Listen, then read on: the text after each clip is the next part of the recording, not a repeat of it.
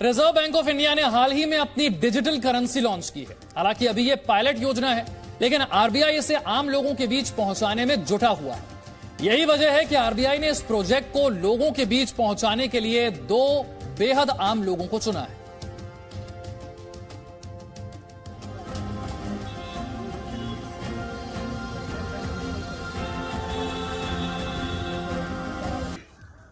हमारे इंडिया में digital currency आ चुकी है। जैसे हम गूगल पे, फ़ोन पे, अन्य यूपीआई पेमेंट करते हैं, उसी तरह से अब हम डिजिटल करेंसी के थ्रू पेमेंट करेंगे।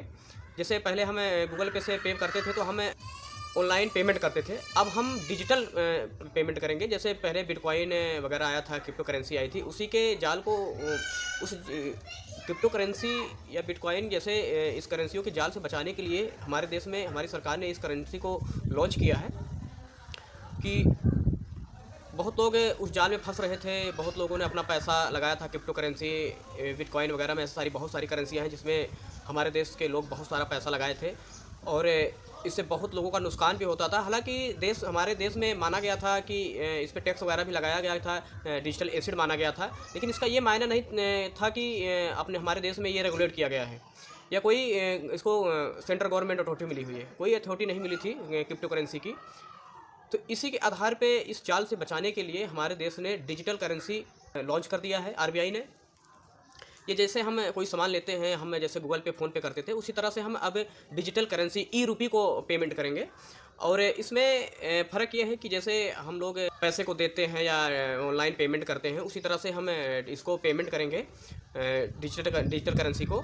एक तरह की क्रिप्टो करेंसी ही है जो सेंट्रल गवर्नमेंट ने लॉन्च किया है, आरबीआई ने, सीबीडीसी को। ये दो भागों में लॉन्च किया गया है, एक होलसेल के थ्रू और एक रिटेलर के थ्रू। होलसेल के वो लोगों के लिए है जो बड़े बड़े ट्रांजैक्शन करने वाले हैं। रिटेलर हम आप जैसे लोगों के लिए है जो हम रिटेलर करेंसी यूज़ करेंगे। और इसको हर इंसान यूज़ कर सकता है। जिसका खाता बैंक में है वो भी यूज़ कर सकता है, जिसका खाता बैंक में नहीं है वो भी यूज़ कर सकता है। आपके पास मोबाइल में इंटरनेट हो या ना हो, इससे कोई फ़र्क पड़ता नहीं है। आप बिना इंटरनेट के ट्रांजैक्शन कर सकते हैं और बहुत ईजी हो गया। पहले अभी क्या है कि हम जब गूगल पे, फ़ोन पे या यूपीआई पेमेंट कोई भी पेमेंट करते हैं तो हमें इंटरनेट की ज़रूरत होती है।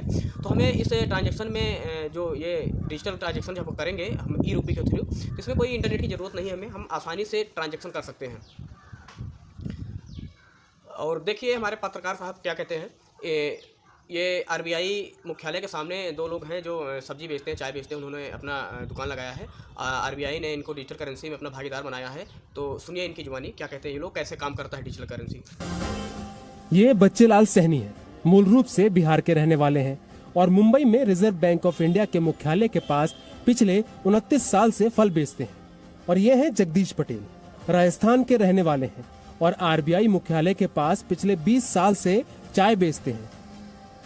बच्चेलाल और जगदीश इन दिनों खबरों में इसलिए हैं क्योंकि आरबीआई ने इन्हें डिजिटल करेंसी पायलट प्रोजेक्ट का हिस्सा बनाया है।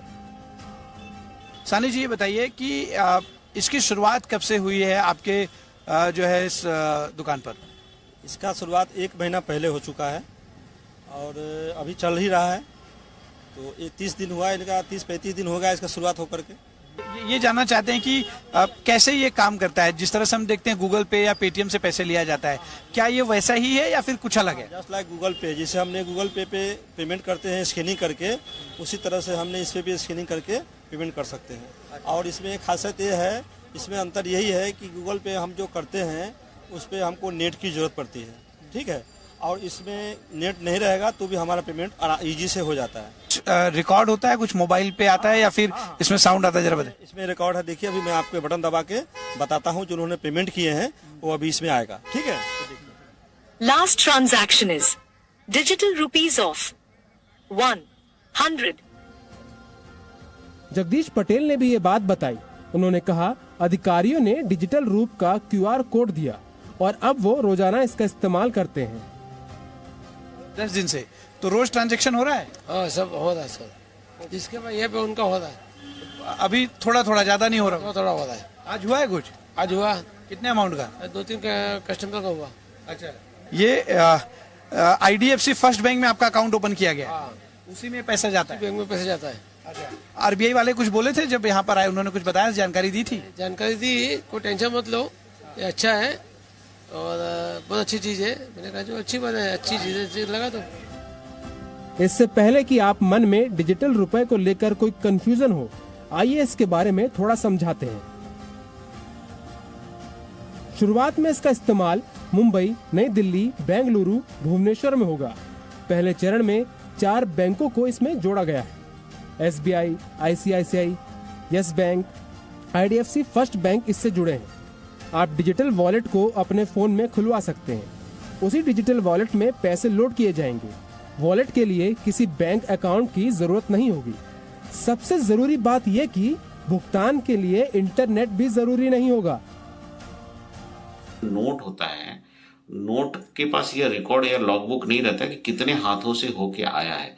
हमारे पास जो नोट है वो हजारों लाखों लोगों के हाथों से होके आया होता है, बट इसमें डिजिटल लॉग तो होगा ही होगा कि कैसे कैसे किसके पास से होके आया।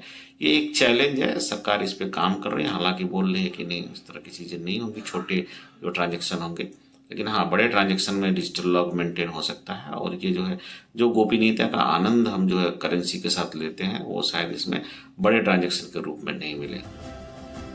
भारत की डिजिटल क्रांति में डिजिटल करेंसी नया आयाम है। देखिए, बहुत ज़रूरी है कि जब आप डिजिटल करेंसी को बढ़ावा देते हैं तो इस तरह से छोटे छोटे दुकानों को, छोटे छोटे जो विक्रेता हैं, चाहे वो चाय के हों, फ्रूट के हों, फल सब्जियों के हों, तो उन्हें इस तरह से डिजिटल करेंसी को का इस्तेमाल करने में, लोगों को बढ़ावा देने में ये जो सेटअप है ये बहुत कारगर साबित हो सकता है। बहरहाल अभी शुरुआत हुई है। 10 दिन पहले इन्हें ये पूरा सिस्टम दिया गया। इसके पहले 1 महीने पहले फ्रूट वाले जो भाई साहब हैं उन्हें पूरा सेटअप करके दिया गया है। देखना होगा कि जो कोशिश है RBI की वो आगे चलकर कितनी कारगर साबित होती है। कैमरा पर्सन अशोक सोनानवे के साथ अश्विन पांडे, जी मीडिया, मुंबई। तो आपको समझ में आ गया होगा कि डिजिटल करेंसी हमारी कैसे काम करती है और इसके क्या मायने हैं, कैसे हम इसको ट्रांजैक्शन कर सकते हैं।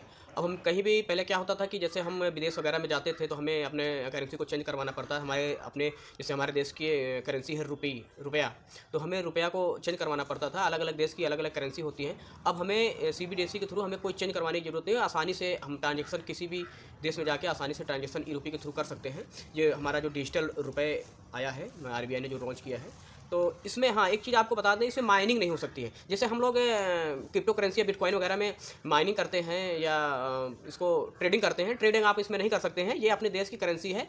ये सिर्फ जितना आपके पास में, जैसे अकाउंट में आपका बैलेंस है, जितना आपका पैसा है, उसी के हिसाब से आपको रुपये दिया जाएगा, डिजिटल पैसा दे दिया जाएगा। जिसको डिजिटल पैसा का मतलब है कि आप ट्रांजैक्शन कर सकते हो, उसको छू नहीं सकते। हालांकि जब आपको आवश्यकता हो आप उसको पैसा, फिजिकल पैसे में कन्वर्ट करा सकते हैं। बैंक में जाके आप मोबाइल से पेमेंट करिए और आपको फिजिकल पैसा आपको मिल जाएगा। डिजिटल पैसा ये है जो हम आप पेमेंट करेंगे ₹, और फिजिकल पैसा वो होता है जो नोट के थ्रू हमको मिलता है। तो यही सब है डिजिटल करेंसी का फ़ायदा। और फ़ायदे आपको बताएंगे दूसरी वीडियो में। आपको बताएंगे कि इसका किस कारण से ये करेंसी को लॉन्च किया गया, पैसे बनाने में क्या खर्च आता था, कैसे क्या होता था। इसके लिए हम आपको बताएंगे कि क्या उद्देश्य था इस करेंसी को लाने का, RBI ने क्यों लाया। और अभी हाल में जो बजट पेश हुआ था उसमें हमारे वित्त मंत्री सीतारमण जी ने इसका ऐलान भी किया था कि 2022 के लास्ट में हम क्रिप्टो करेंसी को लॉन्च कर देंगे, अपने इंडियन रुपये को। तो इसलिए सरकार भी पूरी तरह से इस पे जोर दे रही है, जगह जगह जन जन तक पहुंचाने के लिए इस पे काम कर रही है।